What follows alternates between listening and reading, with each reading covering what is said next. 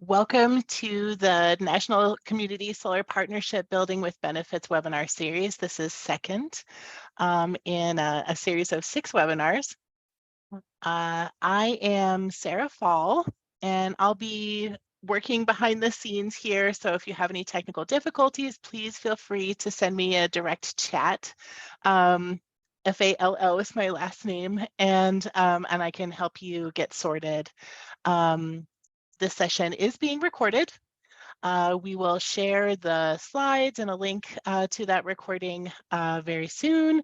And if you do have any questions that arise as you are listening to our panelists, please feel free to pop those into the chat, and we will have a Q&A at the end.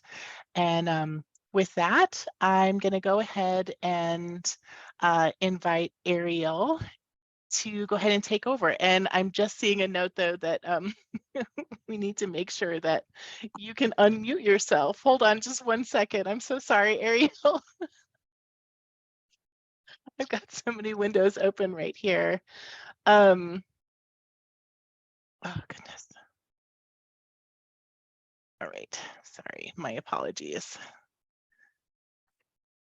And you should be able to unmute yourself now, Ariel. Thank you so much. Thank you, Sarah. All right. Good afternoon, everyone. Thank you for joining the second of our 6 webinar series that the National Community Solar Partnership will be hosting this summer, where we're highlighting projects that encompass the meaningful benefits of community solar. My name is Ariel Drehilkel, and I work in the solar office of the Department of Energy, supporting the National Community Solar Partnership.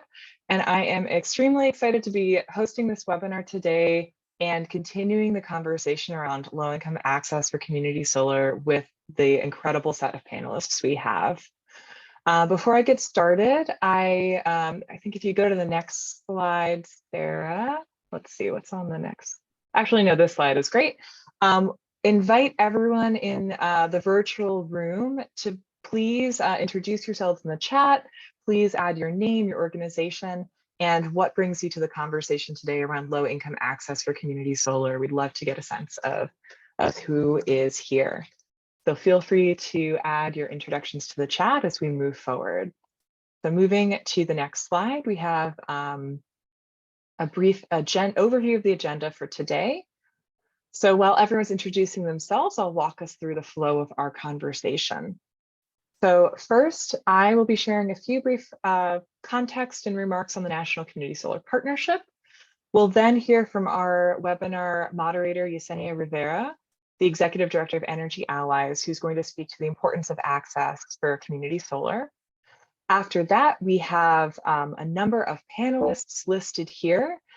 We have Eric Lamora from Nautilus Solar Energy, Thomas Bartholomew from the District Department of Energy and Environment, Tess McKenna from Citizens Energy Corporation, Hoya Najme from Cooperative Energy Futures, and Daniel Dumovich from Grid Alternatives, who are all going to share some brief overviews of several of their community solar projects or state programs that have excelled at providing low-income access to their community solar programs. After which, we're going to have some time for a discussion led by Yesenia to kind of dive more into the conversation around low-income access. And then we'll also have some time to open up for questions from the audience. So please add any questions you have to the chat. Folks may, some of the panelists may also respond to some of your questions as we're going as well. All right, so let's dive in. So I have a few opening slides. If we move to the next slide.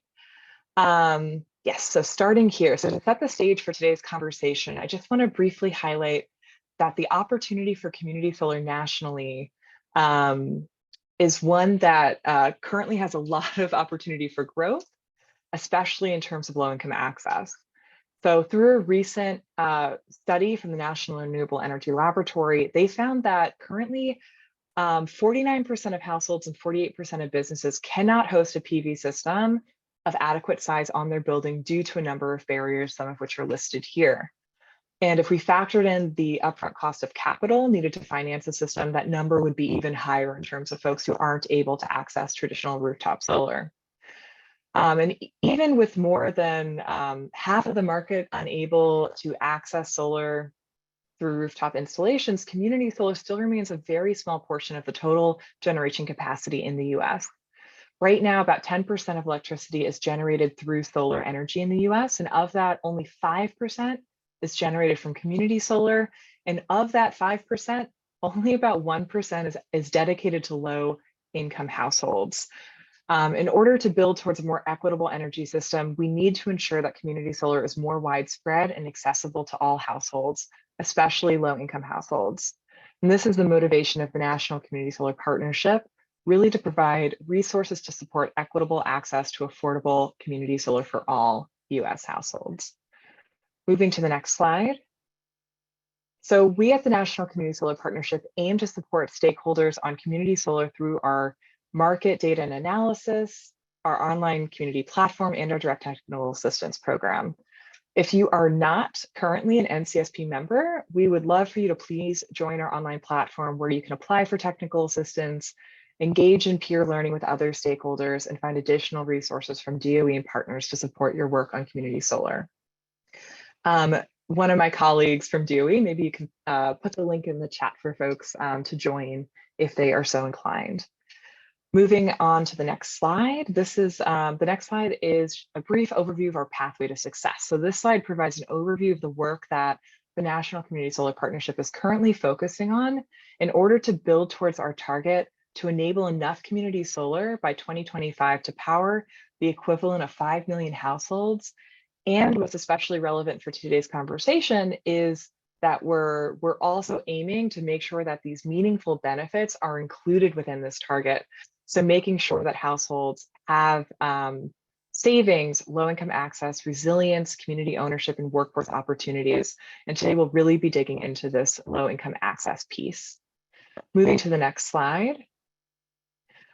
This is just providing more of an overview of these 5 meaningful benefits that the National Community Solar Partnership are focused on that we really want to expand in relation to community solar. So last week we held our first webinar in the series, which was exploring benefits of greater household savings. And we're going to have additional webinars throughout the summer that are going to dive into the rest of the benefits here as well.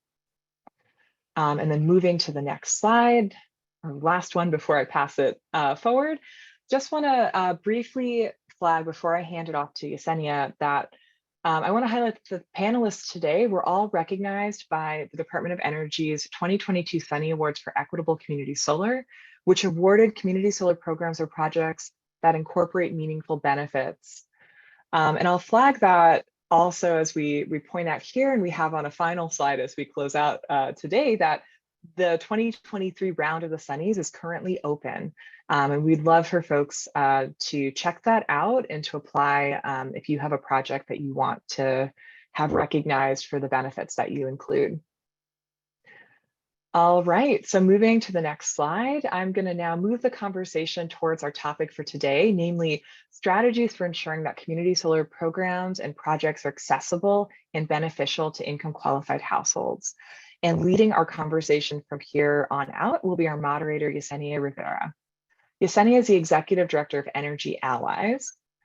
She centers climate impacted communities and clean energy projects, policy advocacy, and education in this role. And she's been a community organizer for many years, working alongside climate impacted communities.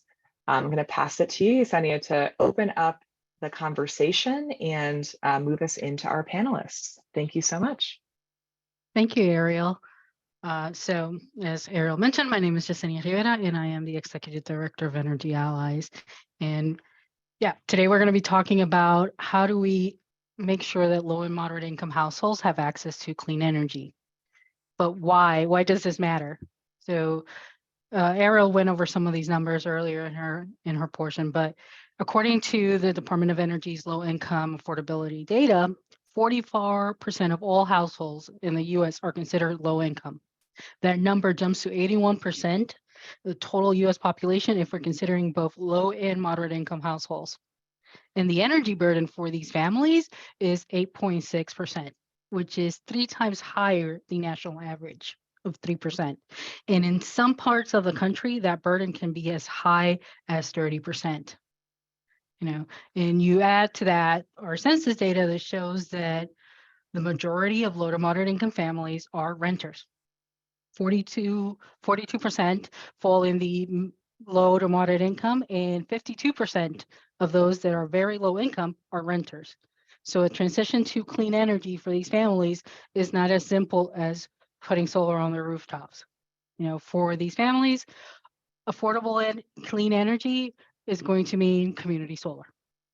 And that is probably the only way they'll be able to access clean renewable energy.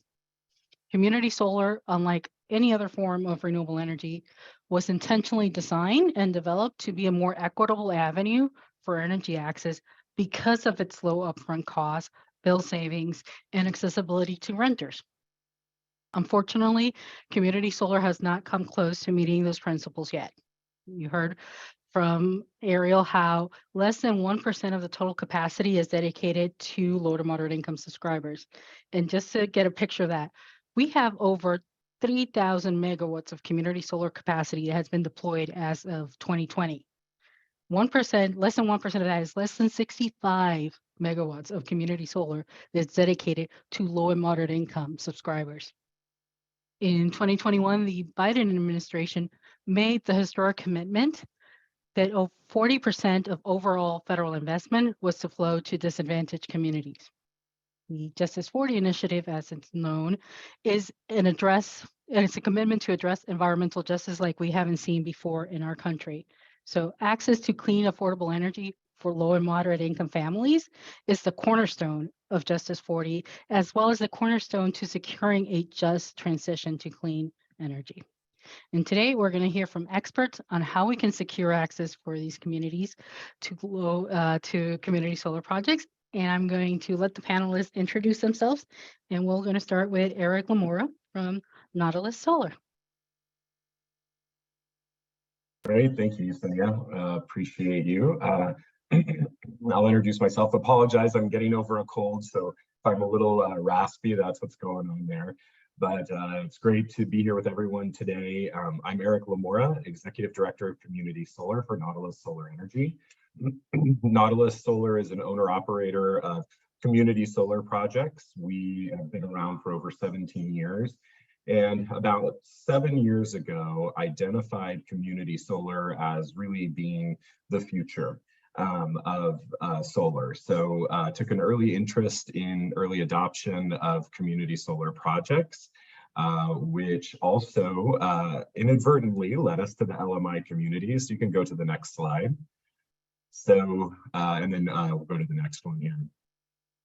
So during our early, adoption of community solar, we came across low to moderate income projects in Maryland and decided to take early risk here. Again, realizing that, the whole purpose of community solar was to reach everyone, right? To make solar energy accessible to all households. So that obviously includes low income and moderate income households.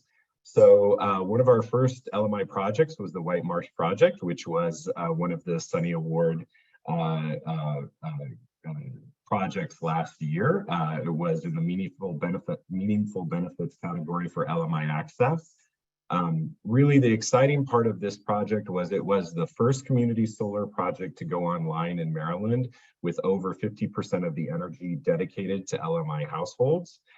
So that's essentially, we're right now currently serving 54% of the energy to LMI households at a 25% discount, equates to about 135 homes.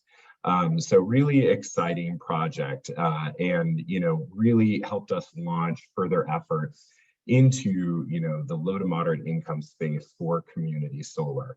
And we learned a lot, we'll get into this in some of the discussion about how to reach the LMI community and make sure that it is accessible. We learned a lot in Maryland early on in that program about, barriers to access to the LMI community. Go to the next slide. So Nautilus, of course, we love to think of ourselves as a leader in community solar. We have over 300 megawatts of solar operating. Of that 300 megawatts, 2% is dedicated to low to moderate income households. However, I will say we do not income or credit qualify our customers. So when we actually looked at the demographics of all of our subscribers, which total over 28,000 subscribers, those demographics show over 50% fall into the low to moderate income category. So again, this goes to show the importance of these programs in accessible, energy to low to moderate income households, and making sure that, they're, reaping the benefits of solar energy as well as the savings that goes along with it. Again, we're a long-term asset owner. We look at these projects for the long term. We expect, hopefully, our customers to be with us for the full term of the project. Our goal is to build a community around, all of our subscribers, but not just among our subscribers, but within the communities that they're in. So again, community partnerships is a key to our success, really being a part of those communities. So again, really our focus is to continue to grow and make sure that community solar is accessible to everyone. We can move forward in the slides. I'm going to just really quickly, pass through these next few slides. These will be available later for everybody to take a look at. But, again, we really like to make sure that this is, the democratization of solar. We make sure that this is, equitable access to everyone for solar energy. Move forward. This is a quick slide on how community solar works. So, these programs can be very confusing to people. So our goal is always to try and easily describe how it actually works. So please feel free to reference this. We can go to the next slide. And in this slide is the video. You'll be able to access the link to it that will actually give you a great demonstration of how community solar works. So with that, I will pass it on to Thomas for his next presentation. Thanks, Eric. Thomas Bartholomew with the DC Department of Energy and Environment, and we were recognized for our Solar for All program, which aims to provide the benefits of clean solar energy to district residents that make at or below 80% of the area median income. To give you an idea of what that is in DC, for an individual, that's around $75,000 a year. So it includes a lot of folks who are in that moderate income category. As Ariel was mentioning, we're concerned about energy burden in the district. We have a goal of reaching that kind of, as Cindy said, there's like the 3% is kind of the national average. That's what we want it to be in DC for low and moderate income residents. We want to hit that 3% target. We've obviously worked with our LIHEAP program to do that, over a long period of time. That program's been around a long time. But one of the things we found with solar is that if you spend $1 on solar, you get a lot of those dollars back in benefits. So it's sort of, you get more benefits out than the dollars you put in, whereas with LIHEAP or other sort of traditional benefit programs, that once that dollar is expended to provide residents a benefit, it's gone. So it doesn't sort of generate more dollars over time, whereas investments in solar do. And so that's one of the things that's been exciting to see with the program is that every dollar we spend, we get more back. Of course, that's not even including the benefits to the climate, it's clean energy, to the health of residents as our grid gets cleaner and air quality gets better. But the benefits actually do sort of continue to multiply. And it also is a way to invest in the city, to invest in a new industry that provides jobs to folks, does not require a college education. And so we've also have a SolarWorks program, which is a component of our Solar for All program, which is a training program that helps district residents get into careers in the solar industry. And we're also looking at expanding into sort of more broadly into electrification careers with our local IBEW union. So these are all things that we're sort of trying to do, is we're trying to find ways that these investments in clean energy can address energy burden, can provide good paying jobs, and can help sort of stack these sort of benefits on top of each other for our residents. And we're excited to continue to explore that and find new ways to grow the program and expand the benefits to others as time goes on. So I don't know who I'm passing it to next, but looks like Tess.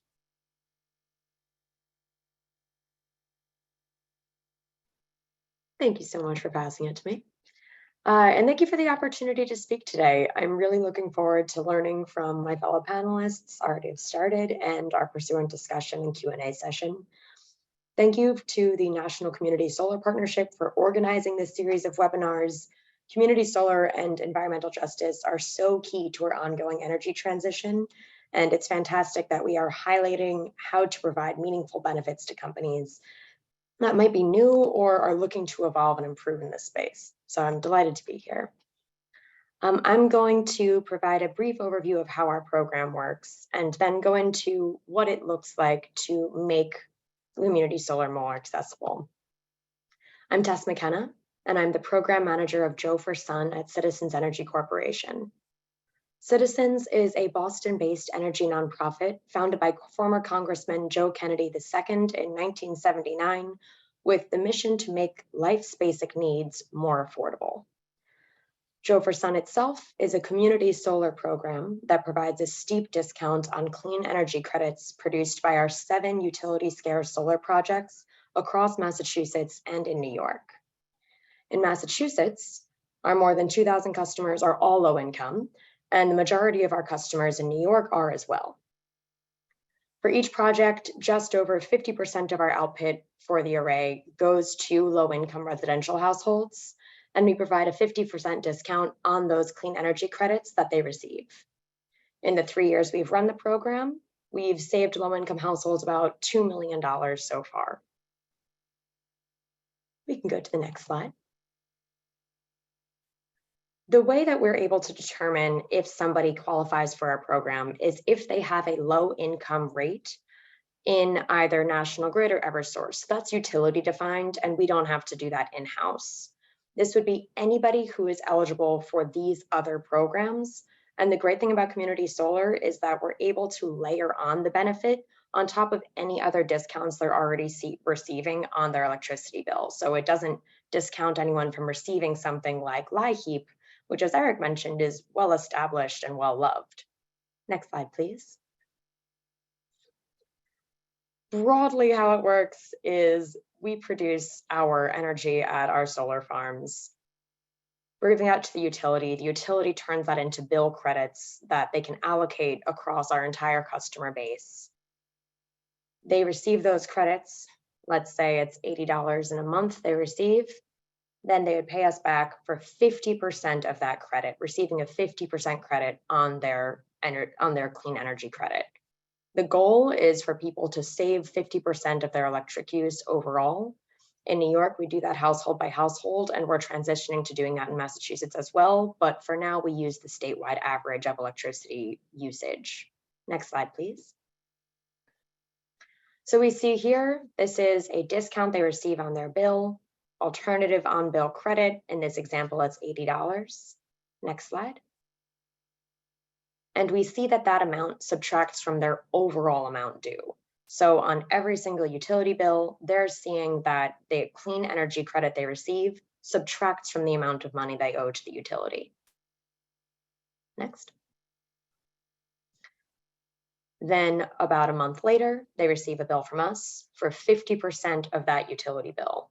We try to be extremely clear. We are extremely transparent because it's difficult having this two-bill system. We would love to simply give a credit directly on their bill, but as is, what we have to do is say, this was the credit allocated on your August Eversource bill. If you look there, you'll see minus $54, and now we're charging you for half of that.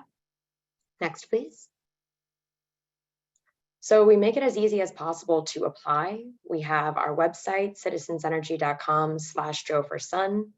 And really all we require is your contact information, a signed disclosure form, and a recent electric bill. You can sign up online, by mail, by email.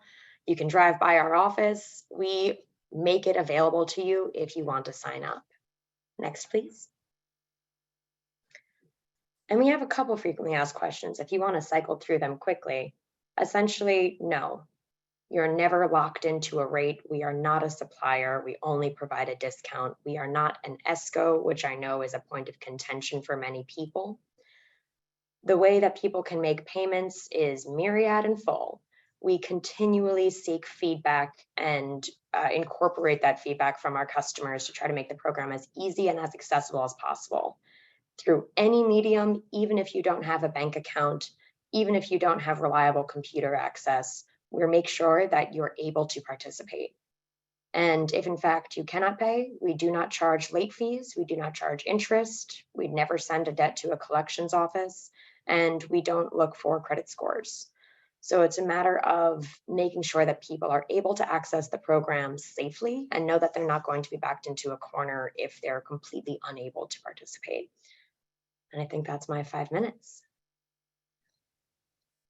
Feel free to contact me with any additional questions now or after the webinar.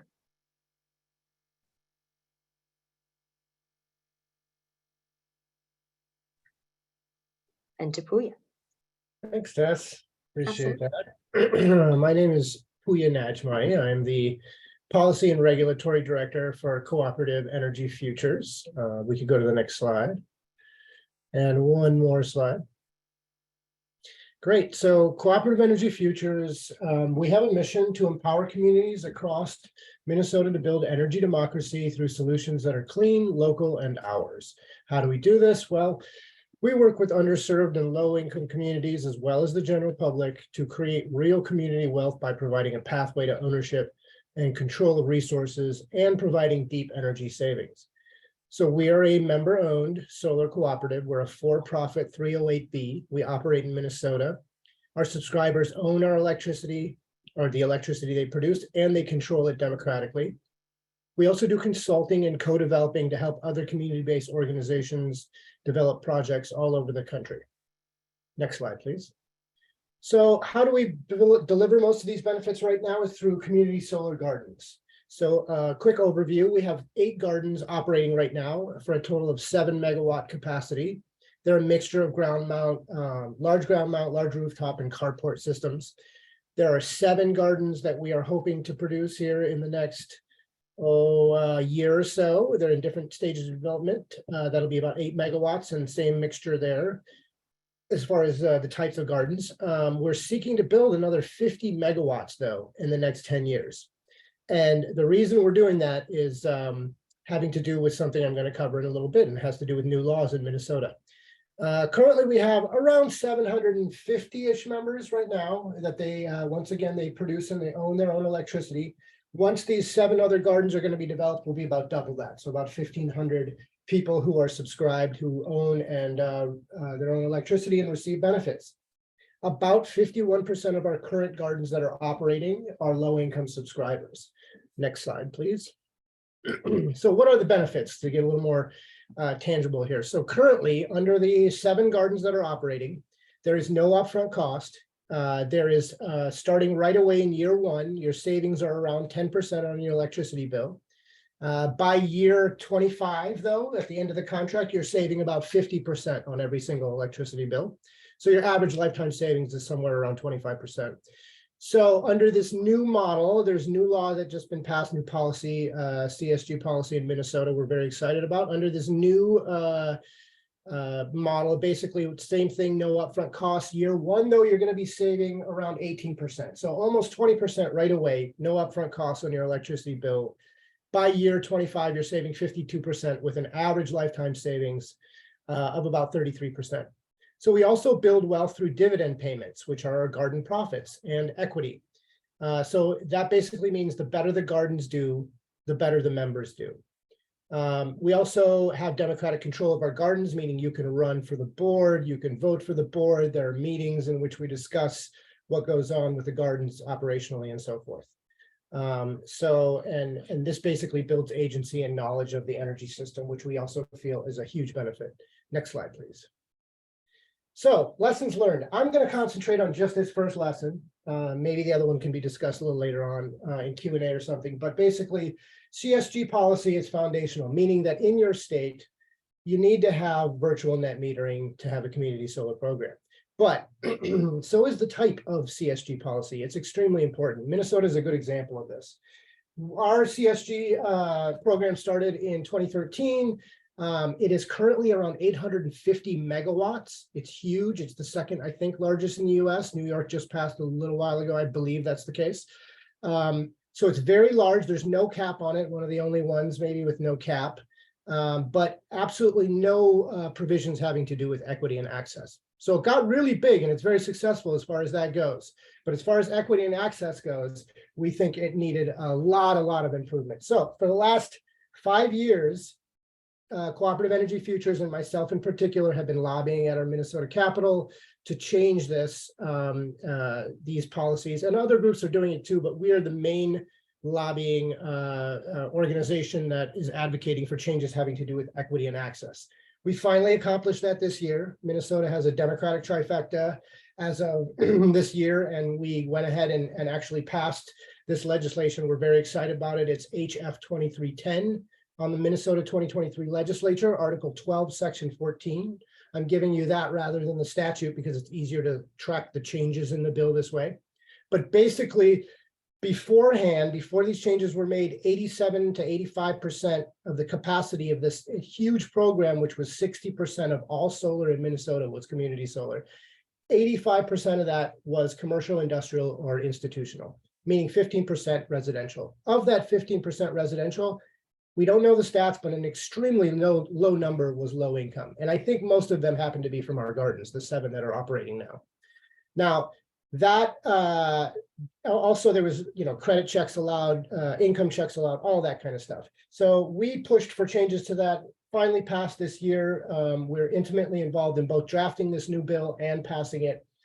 The new program involves a big change in the rate structure, and it's basically sort of pushed towards all of what we call low to moderate income subscribers.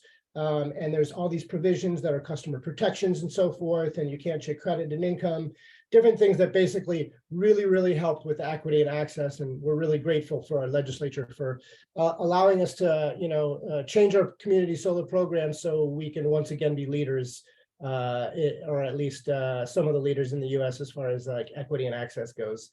I do see a question here asking me basically all the saving that we offer for customers comes from the revenue, the solar garden purchased by utility. Yes, it's all from the solar garden. We're strictly for profit, so we don't really get any incentives otherwise. I mean, we did win a Sunny Award, so we're very happy about the 10,000 we got there and very grateful about that. But yeah, it's basically all done from the profits of the cooperative, which all of our people who get electricity own. So yeah, thank you very much.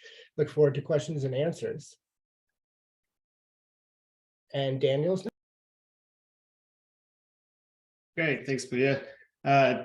Yeah, great to be here. Thanks for having me here. Daniel Dumovich, Director of Strategic Initiatives with Grid Alternatives. Grid Alternatives is the nation's largest nonprofit solar installer, and we're also moving into other realms, including clean mobility access and resilience and other storage and just general benefits of electrons that can help all my communities in general. Next slide, please.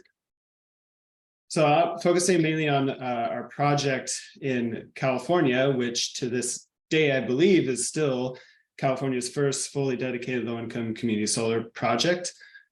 This was a project with the Santa Rosa Band of Coahuila Indians and a really important partnership with the Anza Electric Rural Cooperative, a small utility based in the Anza region, which is in basically the hills of Riverside, California, or Riverside County, California. So this was funded through a grant from the Department of Community Services and Development that was through the California Climate Investments Fund. So essentially cap and trade funding that was a pilot program to expand that department's reach into serving their customers, which would traditionally be done through weatherization programming. So this state department that wasn't as familiar with running solar programs, we'd done a residential pilot, but really the opportunity to sort of work from the ground up and designing really your own benefit structure, not necessarily your own rules, but at least your own siting and partnership and teaming structure without sort of overlaying utility program or other state sort of mandate was really exciting, and I think ended up with a very beneficial project. Overall, this project will serve 200 all income qualified customers, including a really, I think, unique situation with the 38 tribal households. The project was sited on the Santa Rosa Band's lands, and sort of in exchange with that, or in cooperation and with a deep trusting partnership with the tribal community that's hosting the site, we're able to do essentially full bill discount for the 38 tribal households, who are also all essentially income qualified as well, and then having a separate rate structure for the remaining electric cooperative members that are income qualified. So it works out to be about 25% savings for the typical cooperative customer, and then nearly 100 with some fixed charges and such, but almost covering the full bill of the tribal households. There's also workforce development and training involved, again, with the tribal members there, where we're able to bring 5 out on the project site. And then the other sort of long-term goal of this project would be to eventually pair it with battery storage, expand, and provide full resilience to the tribal community. All 38 households are on their own circuit that has reliability concerns. Also noting that the General Electric Cooperative in Anza has overall reliability concerns, and that around 80%, or actually I think up to 85% of their total customer base is low income. So solving the reliability concerns of the general overall grid and local area has other trickle-down benefits, including making the eventual goal of making the tribal households completely resilient, or being formed in a microgrid, essentially. The system is utility owned, but with a mutual cooperative agreement between the tribe and the utility to be able to service and maintain, and then having the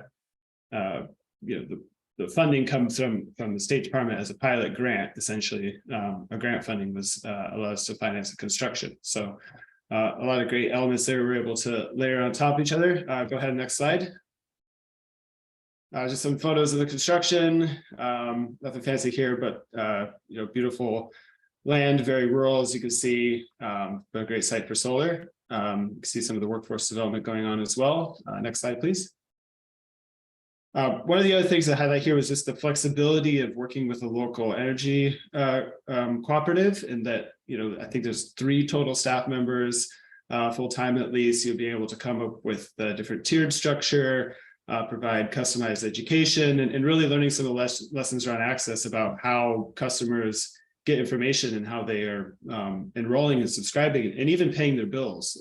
Just a quick tidbit, we as far as your reliance on technology and different subscriber platforms, we found out a significant number of these rural cooperative members paid their bill in person in the office. So not even through mailers or other sort of traditional bill paying mechanisms. They would come in and literally bring cash or check to pay their bill.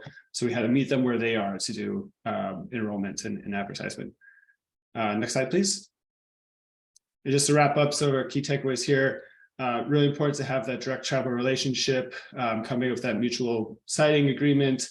A lot of hopefully some takeaways or lessons learned down the road around some of the IRA's direct pay and ability to site in tribal communities, and really being able to have that flexibility to work both with the tribal community and the co-op, like I said, to have that different rate structure that really had buy-in and allowed us to site in the first place there. Another key takeaway is the ability to auto-enroll members whenever possible. Coincidentally, there was some concerns around privacy for the general co-op members. We could have auto-enrolled, but their board thought that'd be a little intrusive, even if it was all savings and all upside. They wanted to have permission first, but through the partnership with the tribal community, we were able to auto-enroll those 38 households, which was big, and just guaranteeing that we had everybody on the system and all the savings were rolling, especially since they were full bill coverage. But that was a great benefit to that access point. And then again, the planning for resilience, we're hopeful that another funding opportunity does provide storage and expansion on the community solar array to provide that resilience, and just that, the benefits of reliability are an ongoing and increasingly important part of community solar, especially in California. All right, well, I'll end there, and looking forward to the Q&A with the rest of the members. I believe I'm last. Yes. Great, thank you. Thank you all for those really great presentations. So I wanted to start with Tess. How do you provide meaningful levels of access to the communities that you serve? Do you feel like your organization is actually meeting the Justice 40 goals of 40% access? And is that even the right goal? Great question. And with a big answer, honestly. So I'd hit 3 main points for how to provide low-income community solar access, and that would be community engagement, local partnerships, and making it as accessible as possible, removing every barrier possible. For community engagement, I actually started at Citizens Energy by working in customer service and in business development, which means that I have spoken to thousands of potential applicants and current customers about their expectations, their hopes, and their concerns about community solar. A lot. I think I've spoken to just about every single person in our program one-on-one over the course of my 4 years here. And we consistently incorporate their perspectives into our program administration. So starting right from the ground floor, we had a much different idea of how this program administration would take place. We thought it was going to be, signing up online and making online payments and involving very little paper. And it just didn't work out that way. We really had to cater to the people that we felt needed the most help. The low-income population, particularly who we work with, tends to be on a fixed income, might not have a lot of computer access or expertise, might not have a bank account, and therefore needs to do something like a money order rather than an online payment. So really making sure that we're continually soliciting and incorporating feedback from our customer base, and then looking at broadly our data, any data that we get, how can we improve the program? Where are we getting the most calls for help? What additional resources can we provide on our website to help people be more self-sufficient? We recently changed our invoice design to provide more clarifying language so people see exactly where every line item is coming from. We've recently broadened our translations out from just English and Spanish and included some Portuguese. So we're trying to reach as very many people as possible. And I've seen that cultivate a sense of power within our customers. And there's this understanding and trust that when they provide feedback to us, their suggestion will be heard, will be taken seriously, and might ultimately improve the experience for all of our subscribers as we do try to incorporate that. For collaboration and partnerships with community leaders, in every single community that we work in, every single time we open a new array, I and our whole team reaches out to leaders, organizations, government agencies, CAP programs. We try to make sure that we are available to every single person for any question they might have. I always offer to do a presentation similar to what I did earlier, but longer, on how the program works, how we can be transparent, what questions they can ask us, how we can provide assistance to them. Is that we print out all of the paperwork and applications that they might need to reach the population they work with, so that they're not putting additional strain on their office resources. So often the nonprofit programs that we work with are just stretched thin.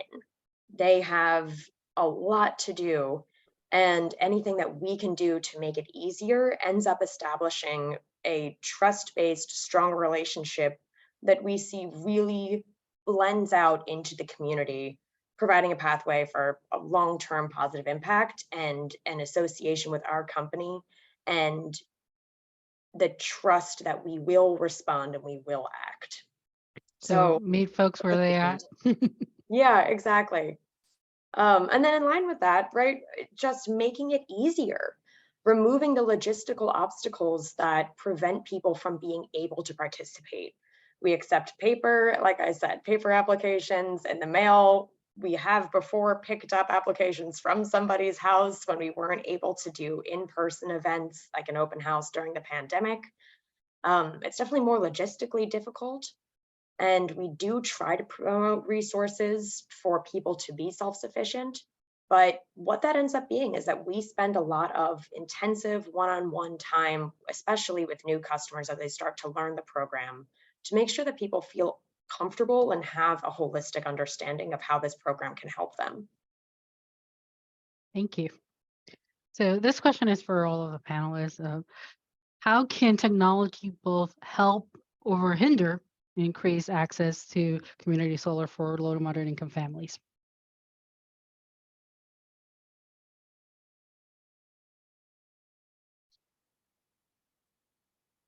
I can give a quick just an example of the subscriber platform, how I won't throw any specific utilities under the bus or anything, but sometimes if it's especially utility-owned platform that may be going through IT upgrades, and there's a project that even has some milestone requirements for subscription levels, but the utility is managing the platform, and if they aren't ready in line with when the project is ready, there could either be a wait list or not, which depending on, do customers have to do something to get off the wait list? Do they have to continue? Is it a multi-step process?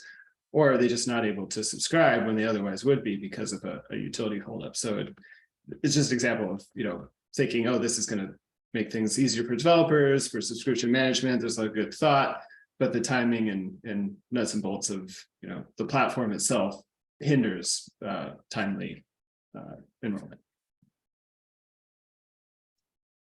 Thank you. Eric, were you going to answer the question? Yeah, I was just going to say, definitely not my area of expertise, but I would say that, we have seen that, a lot of, in particular on the low income side, access to technology is a challenge. So, in a lot of ways, we build things on the technology side to be super secure, which of course is a good thing, right? We want to keep everybody's data secure. But if you think of something as simple as a two-factor authentication, a low-income person may not have a cell phone and a laptop, or a cell phone and a computer that they can easily access that information from.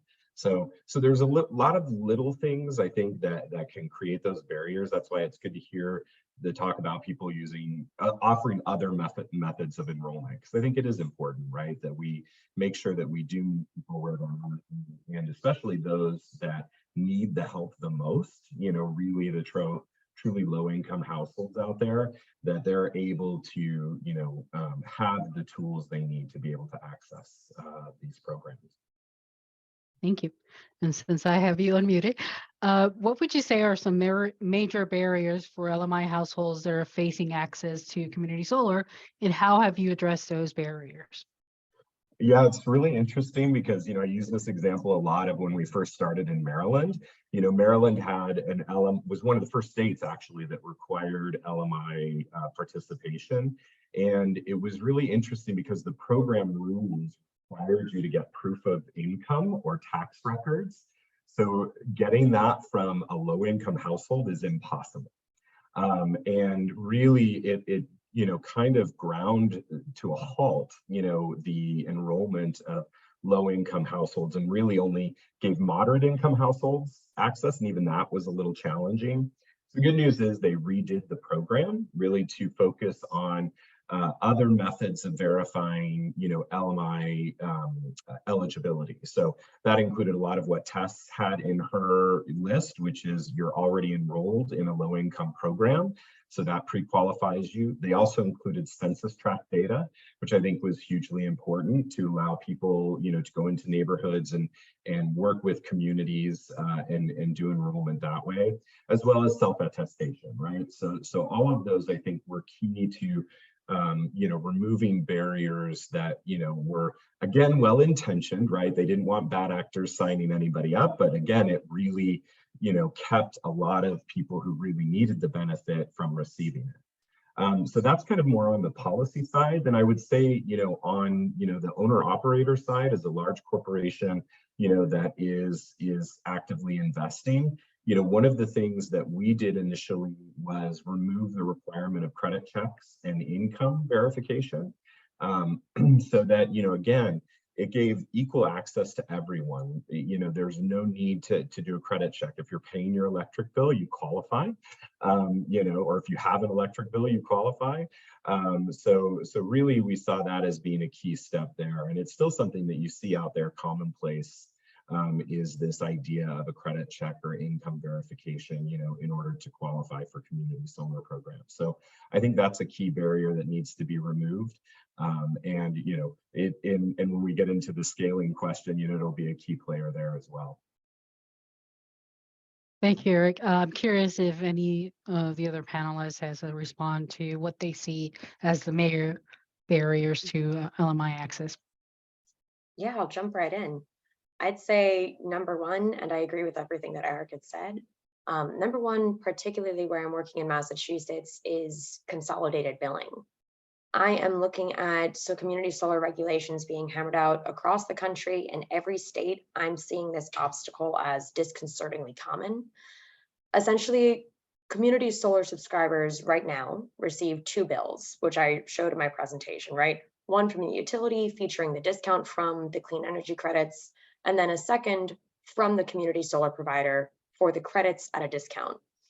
This double billing system is a waste of time and money, and it serves as a significant barrier to participation because it requires working families and people getting by on fixed incomes to be really diligent about record retention, potentially for months as they separate between when they receive the credit and when they get that invoice.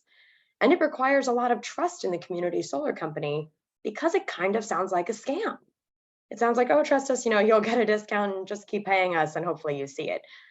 That kind of time and effort is just not tenable for a lot of people, and particularly the low-income households who are doing a lot of other stuff and have to work harder just to get by on basic bills. For companies, in addition, it means that there is a massively increased amount of time and cost for lead generation and describing this. There is a massive amount of time cost for customer education.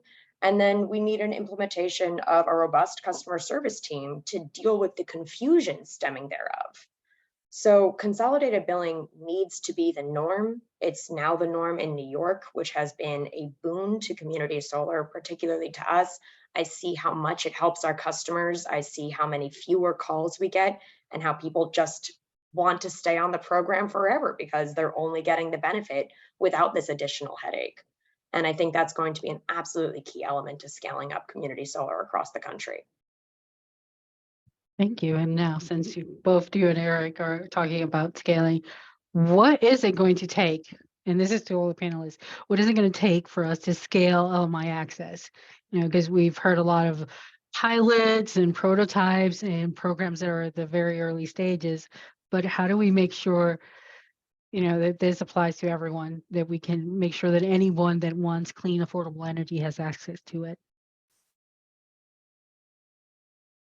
I think there's definitely a role for the government to play in that. So I think income qualification is one of those oddities, I think, of government, because the government in large part gets information on what your income is through various sources, and it's typically because there's sort of firewalls between government agencies that prevent that information from being shared.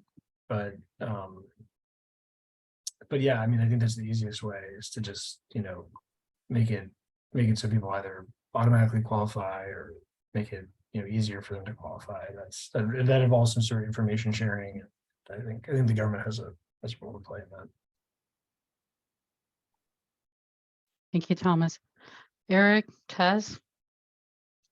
Yeah, I'll add on to that. I think that's hugely important. I think access to capital obviously is key, right, to scale. And we've seen a huge change in trajectory overall, from the risk that was assessed to community solar to, from where we started 6 years ago to where we are today. But I will say, there's still a lot of focus on, FICO scores and, qualification standards for our customers. And the reality is this is a subscription model, it's the Netflix for solar, right? Really, we're not talking about people. This isn't rooftop where, tens of thousands of dollars are being invested on someone's roof. And if they default, it's a huge impact to the overall portfolio that's being financed. We're talking about a one in, one out, right? As soon as a customer turns over, we can replace that customer. We're seeing less than 2% turnover on our solar projects. We're actually seeing that our LMI customers' propensity to pay is better than our regular customers when we're tracking the data, because they value the discount. The discount really makes an impact in their life versus somebody else who is, a normal income household. The 10% doesn't really make as big of an impact for them. So I think there are a lot of factors that, financial institutions need to take into account versus this focus on, credit ratings and that, focus on how we qualify, our customers. So we're working hard to change that mindset and something that we will continue to do. Thanks. I wanted to bring in Puya in because I know you mentioned policy changes during your presentation. Like, what kind of policy changes do we need to have at both the federal and state levels in order to see the scale up? That's a good question. Thanks, Yesenia. Well, in Minnesota, we've been concentrating on several things. So as Tess mentioned, we concentrated on consolidated billing, and we got that, although we'll see how good the utility, thanks, Tess. We'll see how good the utility does with that. It's probably going to take some years to work out the kinks, because I think they will purposely slow roll and or not put a lot of resources into that. And the PUC needs to step up on that. So we'll see. But other things, no credit check, no income check. Is helpful. The biggest thing we fought for and the biggest thing that helped us was the rate structure, requiring utilities to pay an adequate amount for the electricity that these projects put into the system is really key. It allows us to do things like offer the steep discounts that we have, still make profits that we can give out to our energy users, and also then invest back into the co-op for further development. So really that incentive structure can be all over the board. Some places will do applicable retail rate, which is great. It shadows the rate that you're paying for your utility electricity. And other places will do what we used to have in Minnesota, which is the value of solar. And that was something we developed here in 2018-ish. It was established. That had huge problems. It's a great concept, but what it did was it just flattened all rate classes into one. So commercial people got the same thing as residential, got the same thing as industrial, all of that. And why is it worth it then for any unless it's in your mission like us, why would any developer go after residential, let alone low-income residential customers, when they're getting the same rate for commercial? They're spending much less rate, acquiring much less risk. It looks better for financial institutions that are funding it. I mean, the list goes on and on. So it's really, rate structure was a huge thing for us. We got that worked out to where LMI, which in our case is 150% of AMI, we really pushed for it to really encompass a lot of the moderate income population too, because, in Minneapolis, 150% of LMI is quite high, but it's not in rural Minnesota. It's actually a very moderate income. And so we wanted that to all be included. So really, those are some of the huge ones. No cap would be great. We had to trade a cap in order to get this rate structure that we had, but we pushed back and got as much as we could, and we got like a reevaluation of the program in 2030 to see how much it is supposedly costing other ratepayers. And I won't get into the details of that, but we're hopeful that that will allow us to extend or else remove a cap in the future. So those are some of them. Thank you, Puya. Daniel, I see your hands up. Oh, Daniel, you're muted.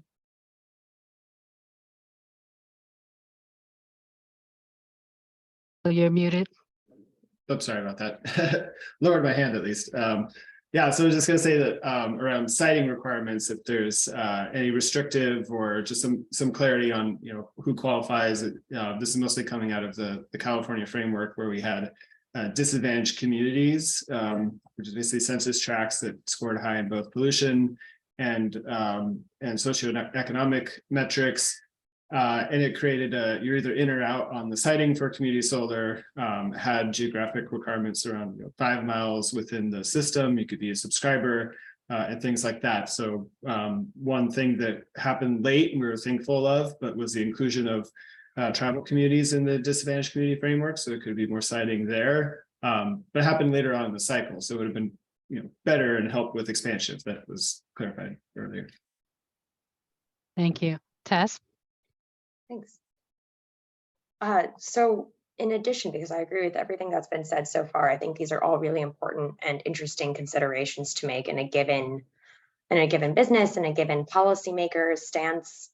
I think that having those incentives in place, long-term predictable incentives, particularly for that of low income, are absolutely essential at a federal and at a state level. And then also more locally, we are the owner outside of the Joe for Sun program of what I understand to be the largest community solar program in the country. We've got about 12,000 customers in the Imperial Irrigation District, just outside of San Diego. It's one of the poorest counties in California. And what we have there is an opt-out system where everybody who is within that utilities range, 12,000 people, would specifically have to opt out of a discount that we provide from community solar. Something like that, where customers don't need to do a ton of research, determine who is trustworthy, determine who is a good provider to work with, something where they simply start getting a discount and maybe they notice it and maybe they're just like, oh, my bill's lower than normal, fantastic. And then can opt out if they choose to. That's a great arrangement that I would love to see more of, because it doesn't force people to have to do so much of this homework and work on their end. Thank you so much. And before I hand it back over to Ariel, we've heard about the role of government, for-profits, nonprofits. What is the role of utilities in making sure that LMI households have access to community solar? And this is for any of the panelists. Puya touched on this a bit in terms of what seems to be a purposeful slow rolling. And not even accusing malice, just that they don't have an incentive to innovate.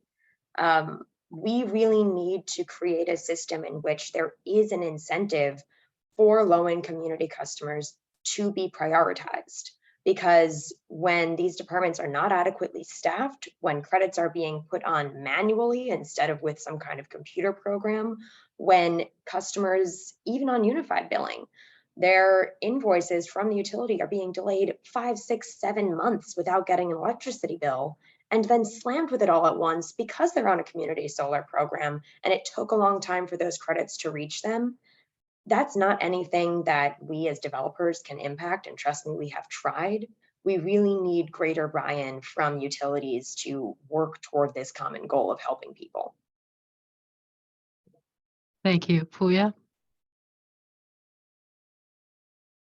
I had trouble finding my mute button. Yeah, I would totally agree with Tess. I mean, really, for us in Minnesota, the utility business model is an anathema to the community solar program. They don't own distributed energy in Minnesota, at least.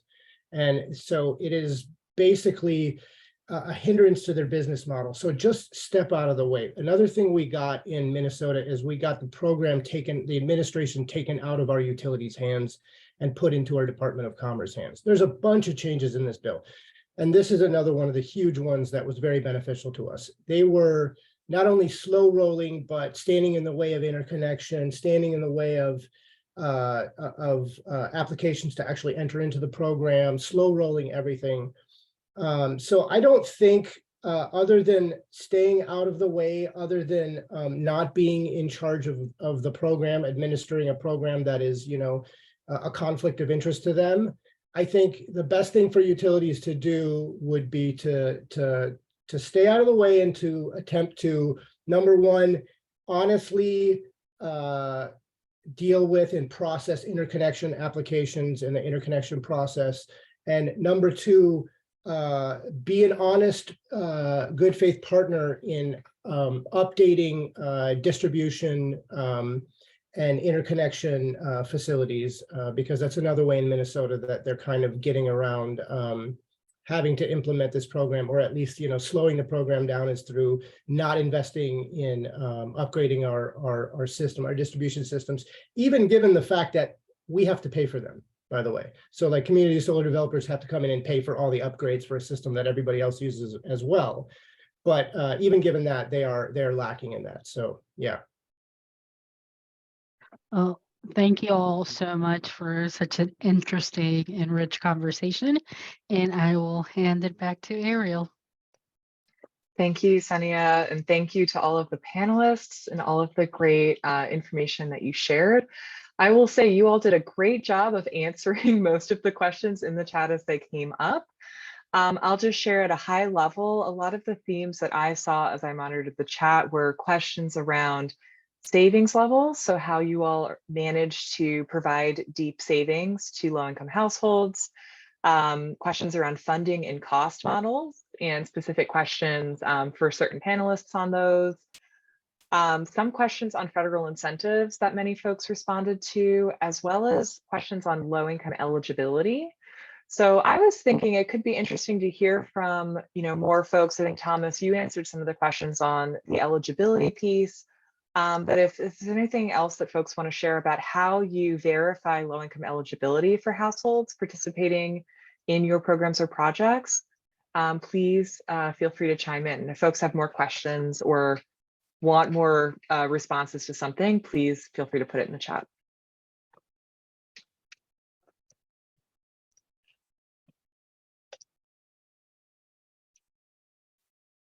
Yeah, I can put our income verification guidance that we use for the program. It's very similar to what Tess kind of outlined in her presentation. We sort of use a mix of existing programs to just automatically qualify anybody who has that. And then, as I mentioned in the chat, we're exploring looking at tax records. So basically working with our Office of Tax and Revenue and just, you know, sort of saying like, hey, you know, this person is electing to use their tax records, you know, can you just say yes or no if they qualify?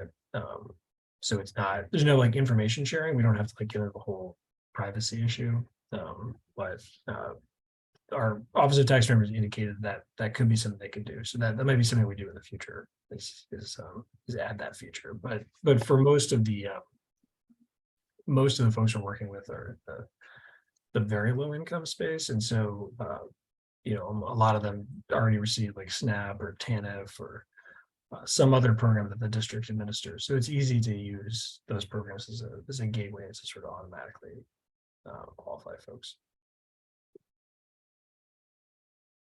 Yeah, I can go real quick. I mean, we use self-attestation for all low income subscribers, as well as in addition to either census tract or existing program participation, you know, that would qualify them as low income.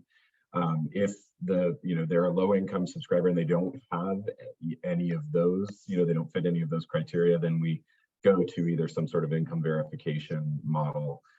But, you know, really majority are probably census tract and either existing program participation.